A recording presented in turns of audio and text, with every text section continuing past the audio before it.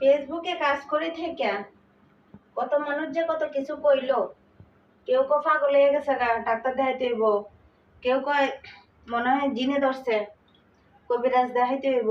সারাক্ষণ খালি মোবাইল নিয়ে বয়ে থাকে, সুযোগ পাইলেই মোবাইল নিয়ে বয়ে থাকে, কি আবল তাবল কয়। তো আমার মতো কার কার এরকম সমস্যা হয়েছে অবশ্যই কমেন্টে জানাবেন। আর একটা কষ্টের কথা কি, আমার বাপের বাড়ির লোক আমার ভিডিও দেখে না। কেন দেখে না জানেন? তারা অতি শিক্ষিত লোক, যার কারণে তারা আমার ভিডিও দেখে না। কে তারপরেও বলতাছি শিক্ষিত কেন জানেন? অতি শিক্ষিত, টাচ ফোন চালাতে পারে না, এর জন্য দেখে না। আর শ্বশুর বাড়ির লোক অধিকাংশ মানুষ জানেই না যে আমি ভিডিও করি। আর একজন মানুষ দেখে, সে হচ্ছে আমার শাশুড়ি নাম্বার 1। সে আমার ভিডিওগুলো দেখে, লাইক কমেন্ট করে।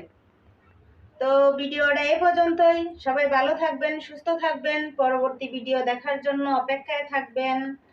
আল্লাহ হাফেজ।